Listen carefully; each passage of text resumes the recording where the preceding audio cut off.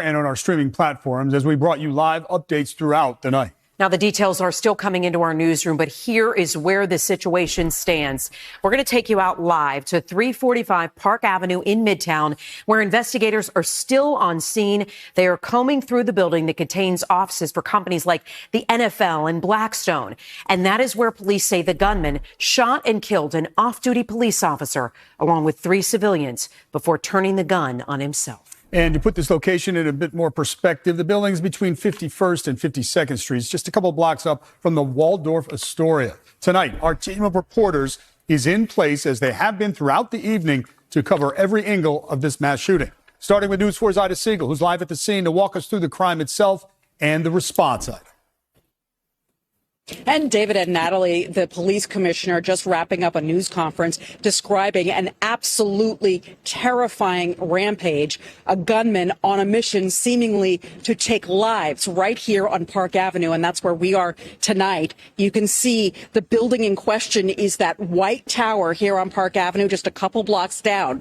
And while the gunman's motive is still not quite clear tonight, he ended up taking his own life inside the offices of real estate company Rudin Management. A flood of law enforcement descended on Park Avenue in the middle of the evening rush hour. Shots had been fired inside the lobby of 345 Park Avenue. Surveillance video would later show a man with a rifle, dressed in professional attire, casually walking on the plaza leading to the lobby. Once he made it inside, police say he opened fire. The building's security camera footage shows the shooter enter the lobby, turn right, and immediately open fire on an NYPD officer.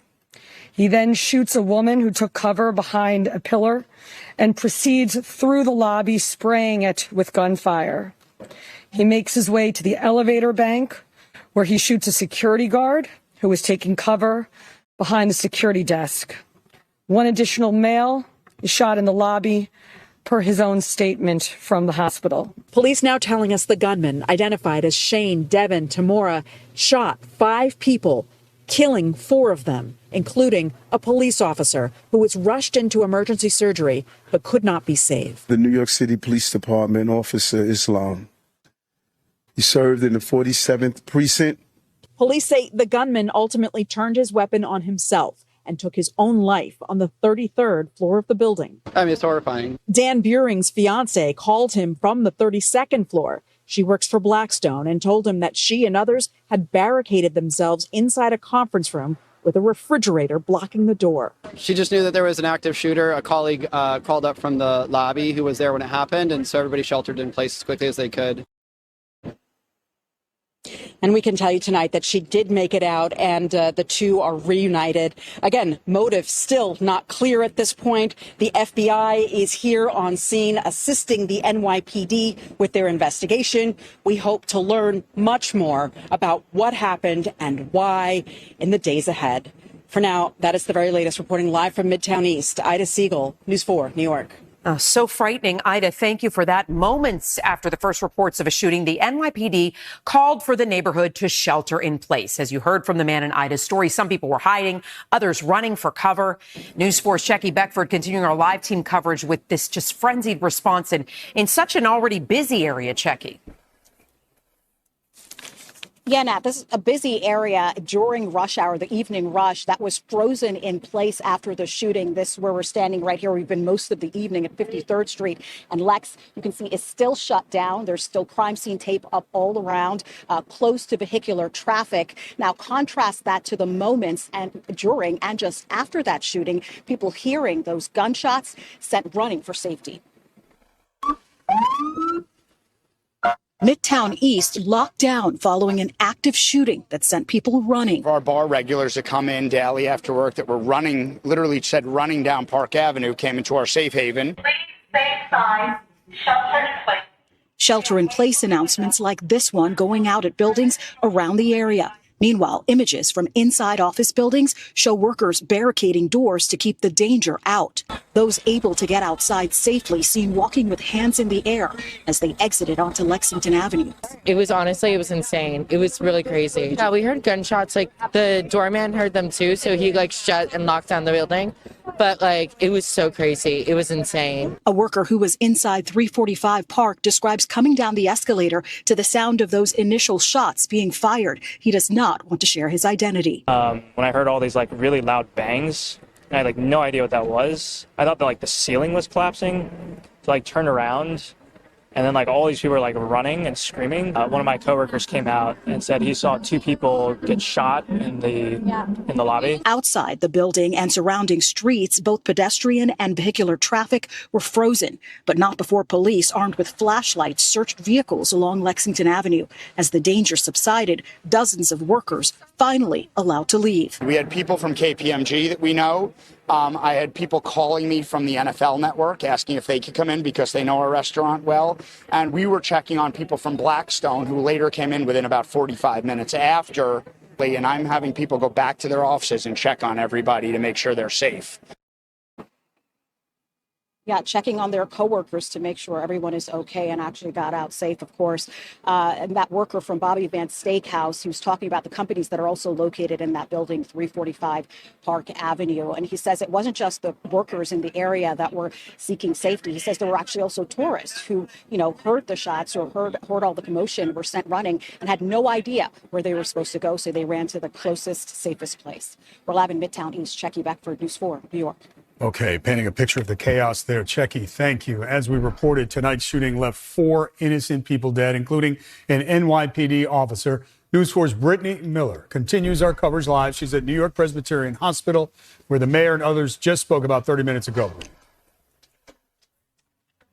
They did. And this day is marked by an immense amount of grief as police officers have lost their brother in blue, Officer Diderol Islam. Not only was he a police officer for the last 3.5 years working out of the 47th precinct, but he was a police officer who was providing for his family. He was a husband and he was a father to 2 young boys. In fact, we learned tonight that his wife was pregnant with their third. Mayor Adams going on to tell us about this phenomenal man, saying that he was just 36 years old. He was an immigrant from Bangladesh and loved this city, truly loved this city. In fact, calling him a true blue New Yorker. He described Officer Islam as a man of faith who believed in God. He said he died doing what he loved, protecting people. The mayor and PBA President Patrick Henry speaking to the devastation and the mourning so many are feeling right now. Early tonight, I met with the officer's family. I told them that he was a hero, and we admire him for putting his life on the line. This was his dad's only son. And he went out every single day to provide for his family, whether it was overtime or whatever he had to do to provide for this family. That's what he did on a daily basis. And his family is devastated. A loss and a pain like this is truly indescribable. Police Commissioner Jessica Tisch saying something very powerful tonight, saying he died the way that he lived, a hero. We are live on the Upper East Side. Brittany Miller, News 4 New York. Yeah, she was saying he made the ultimate sacrifice. Brittany, thank you so much for that. So the 2 big questions that so many people are asking tonight: who is this gunman and what was his motive? For more on what we're learning at this hour, let's get right over to Chief Investigative Reporter Jonathan Dienst, who's been working his sources live in the newsroom. John. Natalie, law enforcement officials say there is no known motive. But this 27-year-old suspect from Las Vegas apparently drove across country to carry out this shooting. Police say this is a photo of Shane Tamura. They say he got out of his black BMW alone, walked into the building, and just began shooting. It all ended with Tamura shooting himself on the 33rd floor. Police and FBI officials at this hour are at his Las Vegas home, now preparing to search it for clues. In addition to his assault rifle, investigators say there was additional ammo and another gun found in his car. They say he opened fire in the lobby almost immediately. On surveillance video, he is seen firing at the uniformed officer first and then others, including a woman and a security guard. Unclear why he targeted this building, which has the NFL, KPMG, route and management offices, among others. Police eventually going floor to floor, securing the building and escorting tenants to safety. A secondary search of the building is being done now to ensure no separate device or weapon was left behind. Lone actor is the leading theory. We are told Tamura, when he was younger, was a one-time high school football player, but it's unclear if he has any connection to any company at 345 Park. Police kept the area shut down as they searched his vehicle as a precaution. Video now coming in from Las Vegas, where police have the shooter's house secured.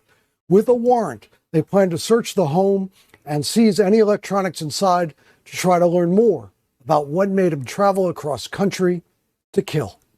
Again, police say Shane Tamura is the Park Avenue shooter, that he drove cross-country from Las Vegas.